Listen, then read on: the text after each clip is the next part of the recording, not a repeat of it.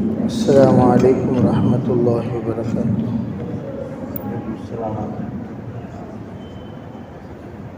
الحمد للہ رب العالمین، والصلاة والسلام علی سید الانبیاء والمرسلین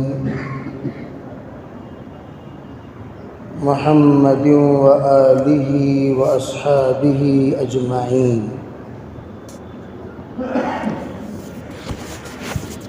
اما بعد فاعوذ باللہ من الشیطان الرجیم، بسم اللہ الرحمن الرحیم۔ ومن اعرض عن ذکری فإن له معیشة ضنکا ونحشره يوم القیامة اعمی۔ وقال تعالی اذکروا اللہ ذکرا کثیرا۔ وقال النبی صلی اللہ علیہ وسلم اذا یقول العبد لا الہ الا اللہ یقول اللہ سبحانہ وتعالی لا الہ الا انا، او کما قال علیہ الصلاة والسلام۔ سبحان ربک رب العزة عما یصفون، وسلام علی المرسلین، والحمد للہ رب العالمین۔ اللہم ایدنا بتأییدک، اللہم ایدنا بتأییدک، اللہم ایدنا بتأییدک یا رب العالمین۔ محترم معزز بزرگوں، بھائیوں، عزیز نوجوانوں، اللہ جل شانہ امن والہ نے انسان کی زندگی میں جو مراحل طے کیے ہیں،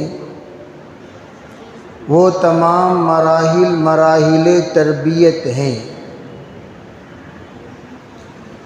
اسی لیے علماء فرماتے ہیں پہلے وقفے تربیت ہوتی ہیں، بعد میں نصرت کے فیصلے ہوا کرتے ہیں۔ پہلے تربیت کے مراحل پر سے گزرنا پڑتا ہے، بعد میں مددوں کے فیصلے اللہ کی طرف سے ہوا کرتے ہیں۔ اسی لیے کہا ان تنصروا اللہ ینصرکم، اللہ کی تم مدد کرو گے اللہ تمہاری مدد کرے گا۔ اس کا مطلب کیا ہے؟ اللہ رب العزت نے جو کچھ تمہاری زندگی میں ہونے کا فیصلہ کر دیا، اس پر تم راضی ہو جاؤ۔ اللہ نے جو میرے مقدر میں رکھا اس پر میں راضی ہوں۔ علماء فرماتے ہیں اللہ تعالی آگے چل کر تمہاری مرضی کے مطابق فیصلہ کرے گا۔ اسی لیے کہا ان مع العسر یسرا، پہلے عسر کے زمانے پر سے گزرنا پڑتا ہے، بعد میں یسر کا نتیجہ اللہ تعالیٰ دکھائے گا۔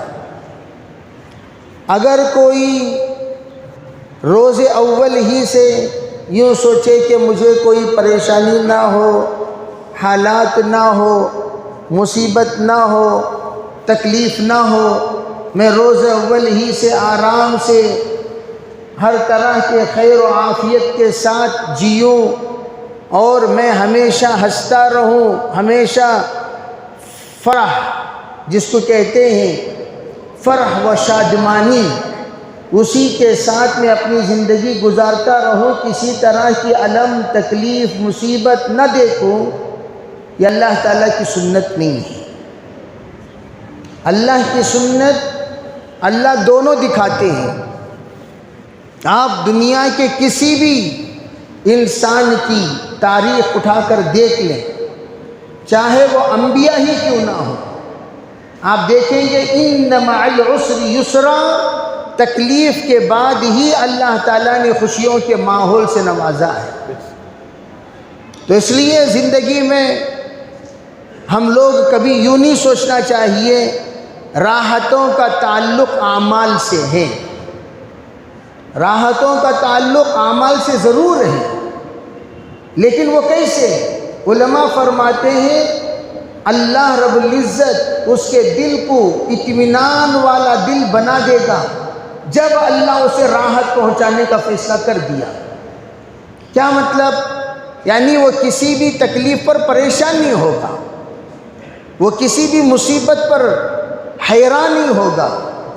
وہ شخص جو اللہ کے فیصلے پر راضی ہو جاتا ہے، قضائے مولا ازہما اولا، یا اللہ اگر تیرا فیصلہ ہے مجھے مقروض بنائے رکھنا، جبکہ میں مقروض بننا نہیں چاہتا، ہمیشہ قرض سے نجات چاہتا ہوں، قرض سے چھٹکارا چاہتا ہوں، قرض سے کی مصیبت سے میں دور رہنا چاہتا ہوں، لیکن حالات یہ ہیں کہ میں مقروض ہو جاتا ہوں، پھر قرض ادا کرتا ہوں، پھر مقروض ہو جاتا ہوں، پھر قرض ادا کرتا ہوں، پھر مقروض ہو جاتا ہوں، پھر قرض ادا کرتا ہوں. اسی طرح کا تذبذب کا حال چلتا رہتا ہے. قرض کی ادائیگی ہوتی ہے، پھر مقروض ہو جاتا ہے، قرض کی ادائیگی ہوتی ہے، پھر مقروض ہو جاتا ہے. اب یہ بیچارہ یوں سمجھے کہ بھئی میں اس وقت میں قرض ادا کروں پھر مقروض ہو جاؤں، اسی طرح میری زندگی گزرتی رہے. بعض لوگوں کی زندگی آپ حیرت میں پڑ جائیں گے. زندگی میں بعض ایسے سلطنت کے علم بردار بادشاہ، ان پر زکوٰۃ فرض نہیں ہوئی، بادشاہ وقت ہیں، زکوٰۃ فرض نہیں ہوئی. ویسے آپ کے سامنے ایک اولیاء اللہ کی ایک لمبی فہرست ہے جو اپنے زمانے کے حکمراں رہے ہیں، لیکن حج فرض نہیں ہوا. اپنے زمانے کے حکمراں رہے ہیں، زکوٰۃ فرض نہیں ہوئی، اس لیے کہ ان کے پاس اتنا مال جمع ہوا ہی نہیں جس پر حج فرض ہو جائے، اتنا مال جمع ہوا ہی نہیں جس پر زکوٰۃ فرض ہو جائے. مال آتا تھا خرچ کر دیا کرتے تھے، مال آتا تھا خرچ کر دیا کرتے تھے، مال آتا تھا خرچ کر دیا کرتے تھے. اسی طرح کا صبح سے لے کر شام تک ہر دن، ہر ماہ، ہر سال ہوا کرتا تھا. دل کے اندر وہ تمنا رہ گیا کہ بھئی مجھے تو ایک نہ ایک دن حج کو جانا ہے، کعبے کا دیدار کرنا ہے، اللہ کے رسول کے روزے پر حاضری دینا ہے، اور اللہ کے رسول کی خدمت میں سلام عرض کرنا ہے. یہ تمنا اور امیدیں رہ گئی، لیکن آخری تک وہ اتنا رقم جمع نہیں ہوا، دنیا سے رخصت ہو گئے. ایسے بھی اولیاء اللہ بادشاہ گزرے ہیں. میں عرض کرنا چاہتا ہوں کہ اس وقت میں ہمارے دل کے اندر یہ بات آ جانا، بھئی ہم نماز پڑھ رہے ہیں، روزہ رکھ رہے ہیں، زکوٰۃ دے رہے ہیں، پھر بھی مصیبت نہیں جاتی، کوئی نہ کوئی مصیبت ہمارے ساتھ لگی رہتی ہے. اللہ کے رسول علیہ السلام نے فرمایا اس مصیبت کے وقت میں جو تم اللہ کو یاد کرتے ہو، اس وقت میں اللہ سے عافیت کی دعا مانگا کرو. یا اللہ مجھے عافیت، مجھے راحت، مجھے عزت نصیب فرما. تو اللہ تعالیٰ غربت میں بھی راحت دے گا، غربت میں بھی عافیت دے گا، غربت میں بھی اللہ شاہی زندگی دے گا. مال کا آنا کمال نہیں ہے، مال کا آنا کوئی کمال نہیں، سکون کا آنا کمال ہے.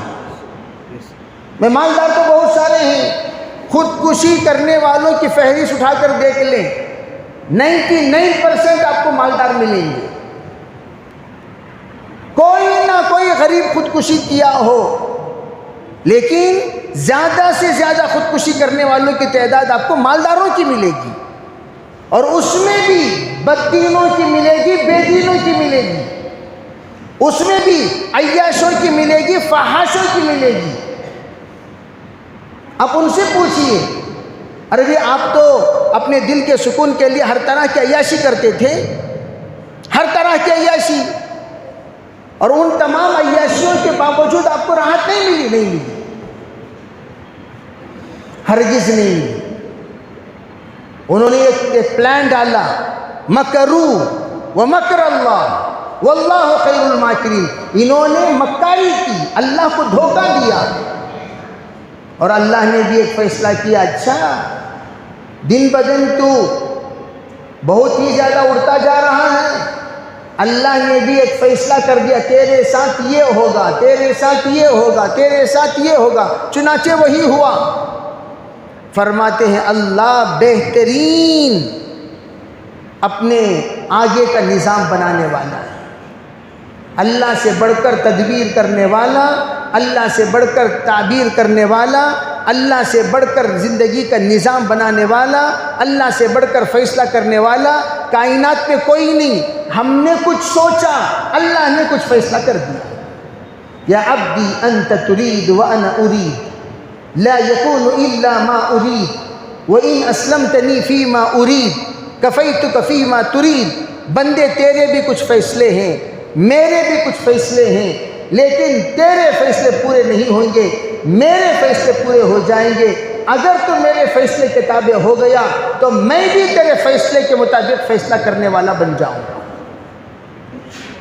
یہ اس وقت ہوگا جب بندے کے ارادے اللہ کے ارادے کے ساتھ جڑ جائیں۔ وَمَا تَشَاءُونَ إِلَّا أَن يَشَاءَ اللَّهُ رَبُّ الْعَالَمِينَ۔ ہماری چاہت پوری نہیں ہو سکتی جب تک کہ اللہ کی چاہت ہماری چاہت کے ساتھ نہ جڑ جائے۔ اسی لیے بڑا مجمع آپ کو وہ ملے گا جو جمایا، لیکن ایسے آوارے وارثین کو چھوڑ کر گیا، پورے وارثین جائیداد کو تباہ کر دیا۔ لوگ سنتے رہتے ہیں اتنے بڑے مالدار، اتنے بڑے مالدار، اتنے بڑے مالدار۔ کتنے بڑے مالدار بھائی؟ اتنے بڑے مالدار، ٹھیک ہے، لیکن جیسے میں بار بار کہا کرتا ہوں، جتنا بھی بڑا مالدار ہو جائے، اس کا مال اگر بددعا کے ساتھ آیا ہے، اور سے سنو اس بات کو، وہ مال کبھی پنپے گا نہیں، رہے گا نہیں، ٹکے گا نہیں، مصیبت کا سبب بنے گا، قتل کا سبب بنے گا، بے قراری کا سبب بنے گا، اختلاف کا سبب بنے گا، کورٹوں کا سبب بنے گا، آپس میں ایک دوسرے سے قطع تعلق کا سبب بنے گا۔ جب وہ مال بددعا کے ساتھ آتا ہے، بعض لوگوں کو جائیداد جمانے کا بڑا شوق، جماؤ جائیداد، کس کے لیے جما رہے ہو؟ بیوی بچوں کے لیے جماتے رہو۔ جن بچوں کے لیے تم حرام کا مال جما رہے ہو، وہی بچے آپس میں دست گرہباں ہو جائیں گے۔ بڑے بھائی کی گلے کی پٹی چھوٹے بھائی کے ہاتھ میں، چھوٹے بھائی کے گلے کی پٹی بڑے بھائی کے ہاتھ میں، تمہارے جنازے کے سامنے لڑیں گے، تمہارے میت کے سامنے لڑیں گے۔ زندگی میں کوئی تمہارے میت کو یاد کرتے ہوئے ایصال ثواب کرنے کا تصور بھی نہیں کرے گا، نہ دعائیں مغفرت کرے گا، نہ استغفار کرے گا، نہ ہی کوئی نظم بنائے گا، نہ ہی کوئی کوشش کرے گا۔ کیوں؟ اس لیے کہ آپ نے حرام کھلا کر پالا ہے، اور حرام کھا کر پلے ہیں، اور حرام کھانے والوں کے اندر حرام سوچتی ہے، کبھی حلال نہیں سوچتی۔ ویسے بددعا کھا کر جو لوگ زندگی تباہ کرتے ہیں۔ ایک صاحب کل ہی ایک جگہ پر سے ہم لوگ گزر رہے تھے تو بتایا، آپ دیکھتے ہیں وہ شخص کون ہے؟ میں نے دیکھا کون ہے بھائی بیچارہ کوئی لاچار ہے، فقیر ہے، مسکین ہے۔ کہا یہی وہ شخص ہے جو ایک زمانے میں 2 کروڑ روپے، آج سے تقریباً 15 سال پہلے، جوئے میں لگانے کے لیے پیروں کے نیچے سوٹ کیس پر رکھ کر لے جا کر ہار کے آیا، جوئے میں ہار کر آیا، اور آج ایک چائے کا محتاج ہو گیا۔ اولاد دھکا مار کر باہر نکال دیے، اور اولاد ایسے حرام خور بن گئے، صرف چند روپے کے بدلے میں ہر بھائی دوسرے بھائی پر کیس ڈال رکھا ہے۔ وہ یوں جا کر کہتا اسے اریسٹ کرو، وہ جا کر کہتا اسے اریسٹ کرو، وہ اریسٹ کرنے کے لیے یہ لاکھوں روپے کھپاتا ہے، اور اسے اریسٹ کرنے کے لیے لاکھوں روپے گواتا ہے۔ رشوت رشوت خوری نے اب رشوت دینے پر مجبور کر دیا. رشوت کھا کر زندگی گزارے, رشوت کھا کر پلے, حرام کھا کر زندگی گزارے, حرام کا کھا کر پلے, حرام کا نتیجہ اب حرام ماحول بنا دیا, گھر کے اندر کا سکون تباہ ہو گیا. ماں کو لے جا کر اولڈ ہوم میں چھوڑ دیا, باپ کو سڑک پر بٹھا دیا اور خود عیاش ہو گئے. میرے عزیز بھائی, اللہ سے پناہ مانگو. اسی کو اللہ تعالیٰ قرآن پاک میں فرماتے ہیں جو آیت میں نے تلاوت فرمائی, وَمَنْ أَعْرَضَ عَنْ ذِكْرِي, جو میری یاد سے غافل ہو جاتا ہے, اللہ کو بھول گئے, اللہ کے قرآن کو بھول گئے, اللہ کی شریعت کو بھول گئے, اللہ کے رسول کے ہدایات کو بھول گئے. ذکر صرف سبحان اللہ, الحمدللہ, اللہ اکبر کہنے کا نام نہیں ہے. قرآن پاک پڑھنے پڑھانے کا نام ذکر ہے, قرآن پاک سیکھنے سکھانے کا نام ذکر ہے, قرآن پاک سمجھنے کا نام ذکر ہے, قرآن پاک پر تدبر کرنے کا نام ذکر ہے. اللہ تعالیٰ نے قرآن میں خود کہا وَلَقَدْ يَسَّرْنَا الْقُرْآنَ لِذِكْرِ, ہم نے قرآن کو یاد کے لیے آسان کر دیا. علماء فرماتے ہیں پڑھنے کے لیے بھی آسان, سننا بھی آسان, سمجھنا بھی آسان, تفسیر سیکھنا بھی آسان, اور اس کو اپنی نسلوں میں پھیلانا بھی آسان. اگر تم روگردانی کرو گے شریعت مطہرہ سے, دین اسلام سے, شریعت محمدیہ سے, قرآن سے, حدیث سے, نتیجہ کیا ہوگا؟ وَمَنْ أَعْرَضَ عَنْ ذِكْرِي, ایک بڑا مجمع ہے, چھوڑو جی قرآن حدیث. ایک صاحب بہت بڑا نکاح کا نظم بنائے اور اس میں جہیز وغیرہ کو بہت پر تکلف نظام تھا, اور باجا بجانے والوں کو 6 لاکھ روپے دیے. باجا بجانے والوں کو, جب بیچارے مسجد کی طرف سے کوئی نمائندے پہنچے, نکاح خوانی کی, اور اس کے بعد انہوں نے مسجد کے لیے فیس مانگی. بے مسجد کی جو فیس ہوتی ہے وہ فیس دیجیے. تو وہ کتنا تھا؟ 4,000 روپے. تو کہہ رہا کیا بھائی, دن بدن مسجد والے ووٹ لے رہے نا, کیا قصہ, کیا تو 2,000, پہلے 500 اتنا تھا 100. جبکہ اس حرام خور نے کیا کیا, باجا بجانے والوں کو 6 لاکھ روپے, باجا بجانے, پٹاخے پھوڑنے اور ویڈیوگرافی کے لیے. یہ تمام نظم کتنے کا بنایا؟ 6 لاکھ کا, اور مسجد کے لیے 4,000 دینے کو بحث کیا, 2,000 دے کر بھیجا. وَمَنْ أَعْرَضَ عَنْ ذِكْرِي, تم کتنا ناچنا ہے ناچو, اللہ ڈھیل دیتے رہتے ہیں. کتنا اڑتی اڑو. بعض لوگ رہتے ہیں فرعونی مزاج والے, اللہ حفاظت فرمائے. مجھے بڑا درد ہوتا ہے, بعض لوگوں کو ہماری باتیں بہت کڑوی لگتی ہیں, اور لگنا بھی چاہیے. کیوں؟ نکتے کے سامنے جب ناک کھجایا جائے تو تکلیف ہوگی کہ نہیں ہوگی؟ جی نہیں ہوگی. دوسروں کو برا کیوں نہیں لگتا؟ ابھی وہ برے نہیں ہیں, برا نہیں لگتا. تجھے برا کیوں لگتا؟ تو برا ہے اس لیے برا لگ رہا ہے. میں جب حرام خوری کے بارے میں کہتا ہوں تو حرام خوروں کو بڑا برا لگتا ہے. کیا میں مفتی صاحب کب دے وہ حرام خور بولتے ہیں نا, وہ کسے برا لگتا؟ تجھے کیوں نہیں برا لگتا, اسے کیوں نہیں برا لگتا, اسے تجھے اس کی بھی برا لگ رہا, تو حرام خوری کر رہا, اس واسطے برا لگ رہا. زنا کرنے والے کے بارے میں جب ہم کہتے ہیں تو زانی کو بڑا برا لگتا ہے. بعض لوگ کہنے لگے تمہیں کیا وہ خشکے پہ چٹنی بولتی سو. ہم نے کہا بھائی جب ہم خشکے پہ چٹنی کہتے ہیں, خشکے پہ چٹنی کو برا لگے گا, دوسروں کو برا نہیں لگے گا. جو خشکے پر چٹنی ہے وہ برا لگے گا.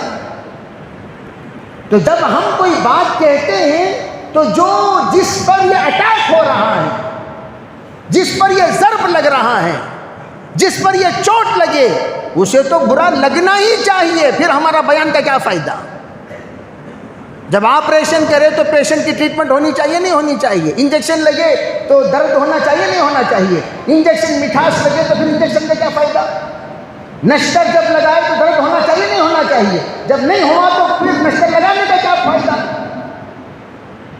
جب ہم کہتے ہیں تو درد ہونا چاہیے. وہ کس کو ہوتا ہے؟ جو مبتلا رہتا ہے اسے ہوتا ہے، دوسروں کو نہیں ہوتا. دوسروں کو نہیں ہوتا. جو پیشنٹ رہتے ہیں ان کو برا لگتا ہے. جب ہم مثال کے طور پر کھڑے کر پیشاب کرنے کی وعید بیان کیے تو درد کسے ہوتا ہے؟ جو کھڑے ہو کر پیشاب کرتا ہے. ہم نے وعید بیان کیا اس شخص کے بارے میں جو بائیں ہاتھ سے کھاتا ہے، بائیں ہاتھ سے پینے کا عادی ہے. تو برا کسے لگے گا؟ جو بائیں ہاتھ سے کھاتا ہے. بائیں اللہ کے رسول کے دسترخوان پر ایک نے بائیں ہاتھ سے کھایا. سرکار نے فرمایا صلی اللہ علیہ وسلم بائیں ہاتھ سے مت کھاؤ. اس نے کہا مجھے بائیں ہاتھ ہی میں کھانے کی عادت ہے، سیدھے ہاتھ سے کھانے کی عادت نہیں ہے. آپ نے کہا اچھا سیدھے ہاتھ سے کھانے کی عادت نہیں. فرمایا لم ترفع بعدہ ابدا، اللہ کرے کہ تیرا بائیں ہاتھ نہ اٹھے اس کے بعد کبھی. اتنا کہنا تھا، بائیں ہاتھ شل ہو گیا، بائیں ہاتھ کو لقوہ مار دیا، بائیں ہاتھ گر گیا. اب کون سے ہاتھ سے کھائے گا؟ بولو بھائی کون سے ہاتھ سے کھائے گا؟ اب ہے ہی سیدھے ہاتھ سے. جس نے کہا یہ بخاری کی بھی روایت ہے، ترمذی کی بھی روایت ہے، بہت ساری کتابوں میں روایت موجود ہے. اللہ کے رسول نے بددعا فرمائی دوبارہ تیرا ہاتھ نہ اٹھے. اٹھا نہیں، ختم ہو گیا وہ ہاتھ. میں عرض کرنا چاہتا ہوں بھئی پیشنٹ کو بولے تو پیشنٹ اپنی بیماری سدھارنا، نہیں گھمنڈی کی بات کرنا. میں کیا کرنا چاہیے؟ سدھارنا چاہیے. نہیں مجھے وہ بات دے کہ قرآن پاک کی تلاوت ہوگی، پسند آئے تو سنو نہیں تو جاؤ. یہود و نصارہ پر لعنت ہوگا. یہود و نصارہ پر لعنت والی آیتیں قرآن پاک میں پڑھی جائیں گی. جو یہودی ایجنٹ ہوتے ہیں، نصارہ کے ایجنٹ ہوتے ہیں، وہ کہتے ہیں یہود و نصارہ کی لعنت والی آیتیں قرآن پاک سے نکالو. جیسے لوگوں نے کہا تو کیا نکال دیا جائے گا؟ نہیں، تجھے پسند نہیں تو مت سن، لیکن قرآن پڑھا جائے گا، شریعت کہی جائے گی، بیان کیا جائے گا، بیان سنایا جائے گا. ان لوگوں کی وجہ سے بیان نہیں بدلتا. ایک صاحب پہلی مرتبہ مجھے ایک مسجد میں بلائے، اتفاق دیکھو میں کبھی کسی وقت تیاری کر کے نہیں بیٹھتا. وہ من جانب اللہ عنوان ایک طے ہوتا ہے، اس عنوان پر گفتگو ہوتی ہے. اب وہ بات چلتی کل کی بات کرتے کرتے میں نے کہا ارے بھئی کچھ بڑے لوگ، ذمہ دار لوگ، ان کے اولاد بڑے آوارہ ہوتے ہیں. اس عنوان پر میں نے بات کرتا چلا گیا، کل کی بات. تو بیان کے بعد ساتھی کہنے لگے مولانا آپ کو کون بولے یہ بات پہ؟ خود بھی عنوان پر بولو. بولے کہ نہیں بولے. پھر کیسا آپ بولے؟ میں ذہن میں بات آئی بول دیا. ہم دعا پڑھتے ہیں خطبے کے آخر میں اللہم ایدنا بتائید، یا اللہ تو اپنی مدد میرے ساتھ شامل حال فرما. مجمع کی نوعیت کو مد نظر رکھ کر اللہ نے بات ذہن میں ڈالی تو میں نے کہہ دیا. تو کہنے لگے مولانا 15 دن سے یہی فکر چل رہی ہے، بڑوں کی اولاد آوارہ ہو گئی ہے اور بڑوں کو فکر نہیں. مسجد کا ذمہ دار ایک بچہ بھی نمازی نہیں، خود نمازی نہیں، پھر کیا خاک کا تو ذمہ دار مسجد کا؟ میں تو یوں کہتا ہوں جو فجر کی نماز کو نہ آئے وہ مسجد کی ذمہ دار بننے کا لائق ہی نہیں ہے. اور آج ہم لوگوں نے مسجدوں کو تباہ کیسے کیا؟ بے نمازیوں کو ذمہ دار بنا کر مسجد کے، مدرسے کے ذمہ دار جاہل مطلق، جسے الف نہیں آتا با نہیں آتا مدرسے کا ذمہ دار، جو نمازی پڑھتا انہیں مسجد کا ذمہ دار، جو چوری کرتا ہے انہیں بیت المال کا ذمہ دار، جو ظلم کرتا ہے بیوی پر، جو ظلم کرتا ہے اور بہت سارے ادھر ادھر دائیں بائیں دوسری تیسری چوتھی کر لے کر ظلم کر رہا ہے پہلی بیوی پر، دوسری کو آرائش و آرام سے رکھا ہوا ہے، پہلی کو جھوپڑی میں رکھا ہوا ہے. آج میں دکھا سکتا ہوں بنگلور میں، اللہ تعالی ہم نے شریعت کی حفاظت فرمائے، ایسے ذمہ دار ہیں مسجد کے ذمہ دار اور فیصلے میں بیٹھ کر فیصلہ کرنے والے، جن کی بڑی بیوی بیچاری جھوپڑی میں ہے، چھوٹی بیوی محل میں ہے، اور انہیں کون؟ انہیں انصاف کرنے والا، جو خود کے اوپر انصاف نہیں کر سکا انہیں دوسروں کا انصاف کرنے والا۔ یہ کیا طریقہ ہے بھئی؟ ہم لوگوں کی سب سے بڑی مصیبت یہی، کسی کو ہم نے مالدار دیکھا تو ہم نے اٹھا کر اسے ذمہ دار بنا دیا، انہیں جمعے کو ڈھکلے کو تو آ کر جمعے کی نماز پڑھتا۔ کبھی بیان پر اعتراض کرنے والا کون؟ جو بیان کبھی شروع سے سنتا ہی نہیں۔ میں ہمیشہ کہا کرتا ہوں، آخر میں 10 منٹ میں جو آ کر ہمارا بیان سنتا ہے یا 5 منٹ میں آ کر بیان سنتا ہے، اسے بیان پر اعتراض کرنے کا کوئی حق نہیں ہوتا۔ اگر آپ کو اعتراض کرنا ہے، شروع سے بیٹھ کر سنو، کیا عنوان چل رہا ہے، کیا بات چل رہی ہے، کیا بات کہی جا رہی ہے، کیا بات سنائی جا رہی ہے، کیا بات سمجھائی جا رہی ہے۔ نہیں مولانا تمہیں گلقند بولا دی، جو گلقند تو ایک بری بات ہے۔ گل کہتے ہیں کس کو؟ پھول کو۔ قند کہتے ہیں شکر کو، شکر کو قند کہتے ہیں، گل قند۔ اللہ اکبر! ہم تو آپ کو پھول اور شکر بتا رہے ہیں اور آپ کو غصہ آ رہا ہے۔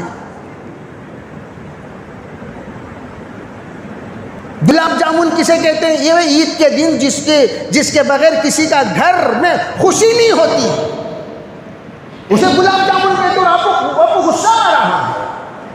ہم نے آپ کو میٹھا بنایا، ہم نے آپ کو بہتر بنایا، ہم نے گالی نہیں دی۔ کبھی ہمارے بیان میں گالی سنا آپ نے؟ اور میرا پورا بیان 16 سال سے ریکارڈڈ ہے۔ کتنے سال سے؟ آج سے نہیں، 16 ایئرس بیفور سے ریکارڈنگ میں ہے۔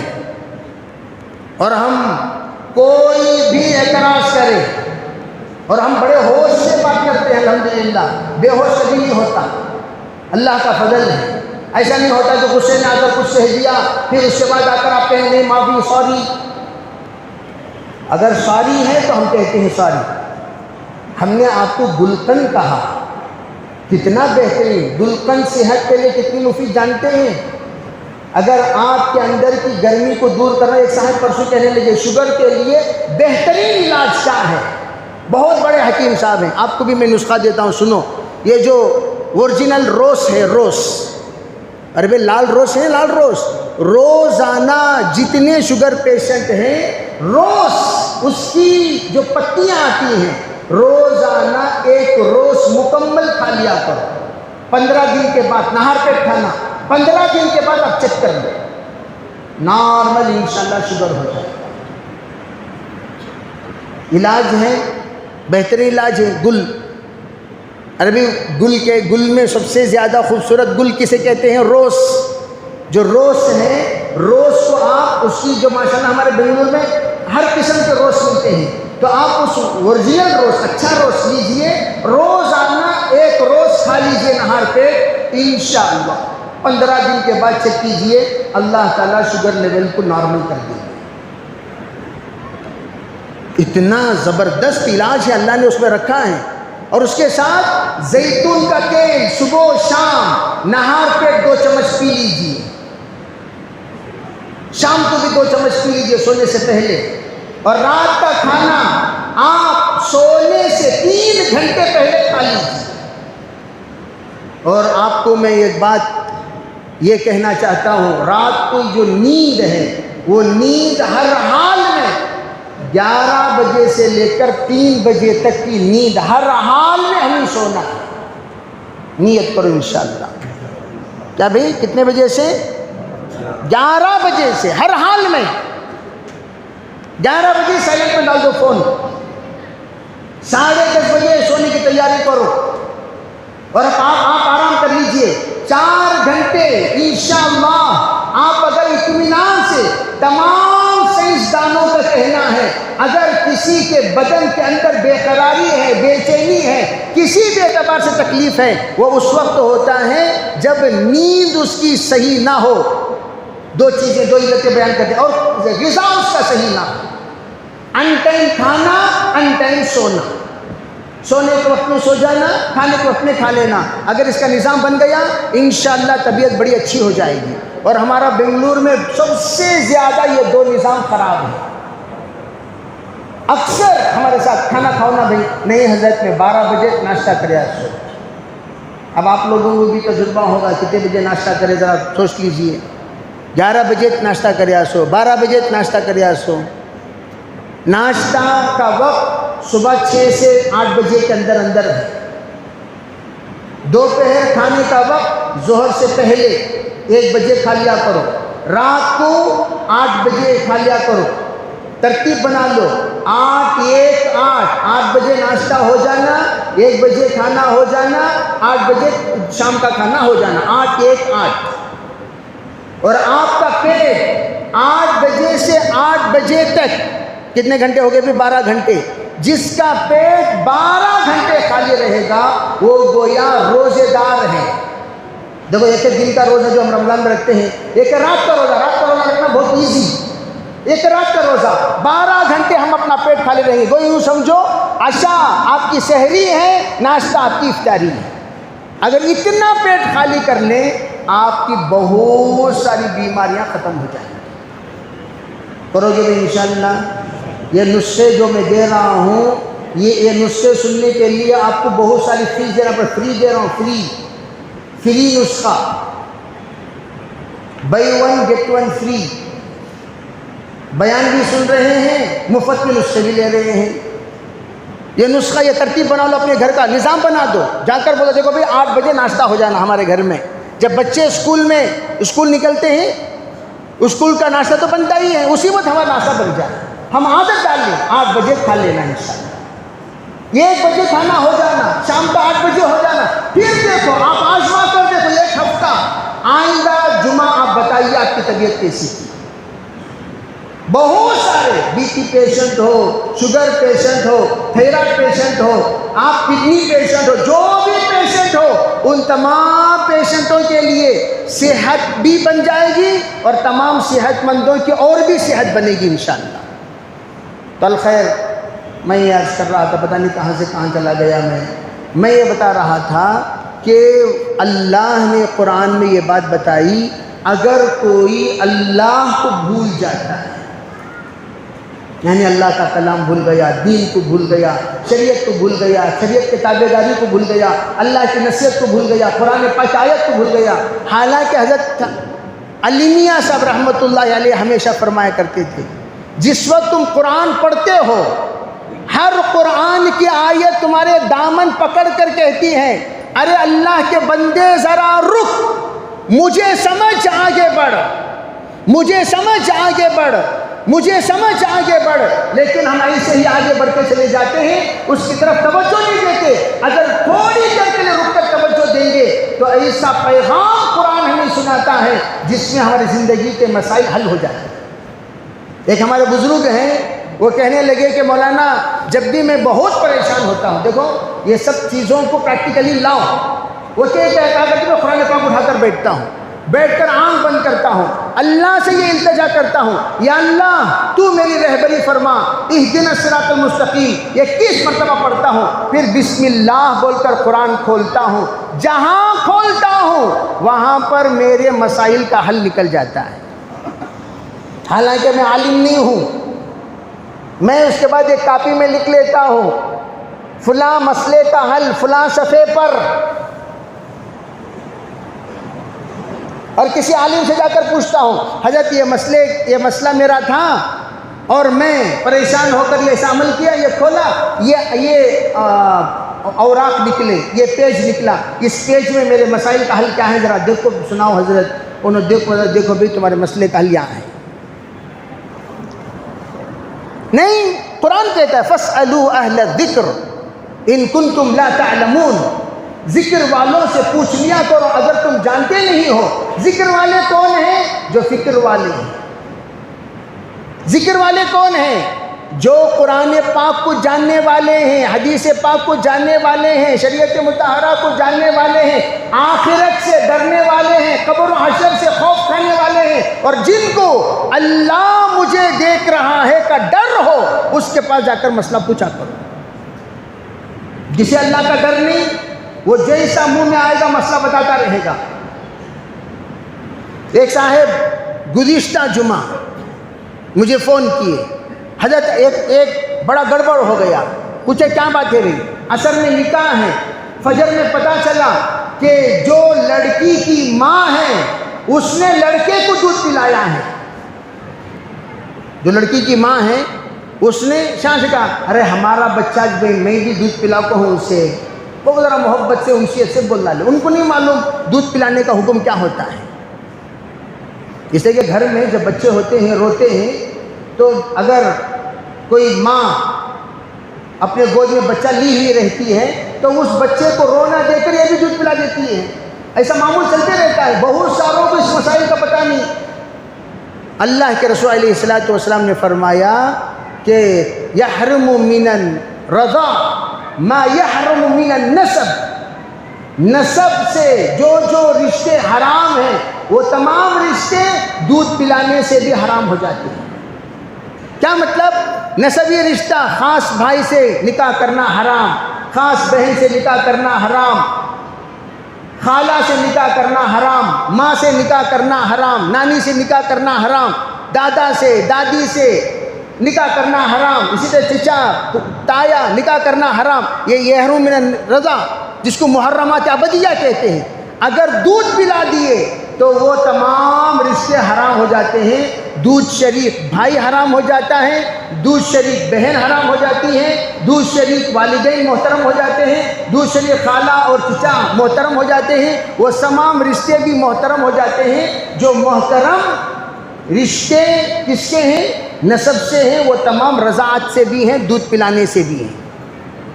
یعنی اگر کوئی مثال کے طور پر ایک خاتون نے ایک گھر کی بہن کو دودھ پلائی، اس گھر کے بھائی سے رشتہ ہو رہا ہے، وہ بھی ناجائز۔ کیوں؟ وہ دودھ شریک بہن کا بھائی ہے، گویا خود کا بھائی ہے۔ دودھ شریک بہن کا بھائی خود کا بھائی، اس لیے یہ سنگین مسئلہ، یہ بار بار ساتھی پوچھتے رہتے ہیں۔ میں نے ان سے کہا دیکھو بھائی ان کا رشتہ حرام ہے، رشتہ ہرگز نہیں ہو سکتا۔ نہیں حضرت ہنگامہ ہوگا، یہ ہوگا۔ بھائی ہنگامہ ہو کچھ بھی ہو وہ مسئلہ تو بدلے گا نہیں۔ ہنگامہ ہوگا وہ مسئلہ بدل ڈالتی کیا؟ میں بولے بولنے کا میں بول دیا، آپ بول دیجئے، سنا دیجئے، دیکھو بھائی رشتہ حرام ہے، اور اسی وقت اعلان بھی کر دیجئے بھائی ایسا ہو گیا، خاندان کے افراد میں انشاءاللہ اس لڑکی کے لیے کوئی لڑکا تیار ہو جائے گا، اس لڑکے کے لیے کوئی لڑکی تیار ہو جائے گی، انشاءاللہ جو تاریخ جو وقت آپ نے متعین فرمایا اسی وقت میں انشاءاللہ نکاح ہو جائے گا۔ چنانچہ ہوسکوٹے میں ایسا واقعہ پیش آیا 2004 میں رات کی 1 بجے فون آیا، میں نے مسئلہ بتایا، صبح 11 بجے نکاح ہے۔ میں نے کہا صبح فجر کے بعد سب کو سنا دیا کریں کہ بھئی اس طرح ہو گیا معاملہ، یہ ایک دوسرے پر حرام ہو گئے، کوئی ہے جو اس رشتے کے اعتبار سے آگے بڑھے؟ الحمدللہ اس سے بہتر رشتہ، لڑکی کو بہترین لڑکا مل گیا اور لڑکے کو بہترین لڑکی مل گئی، اور اسی وقت میں ایک نکاح کے بجائے 2 نکاح ہوئے۔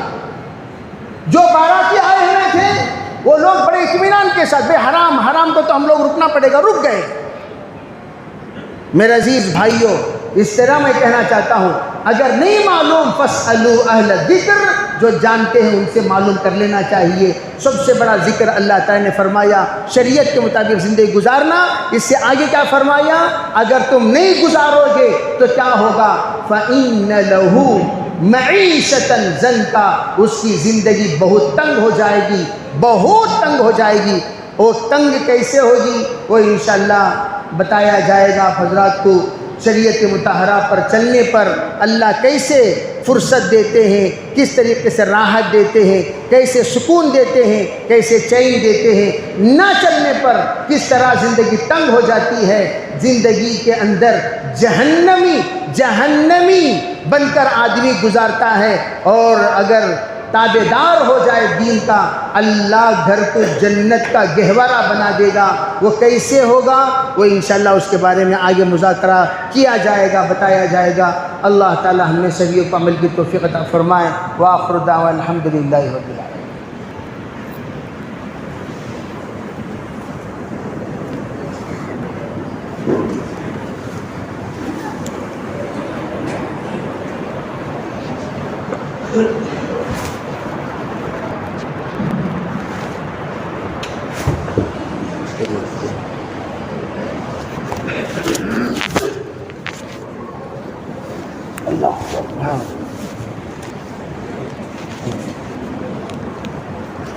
عطا کیا.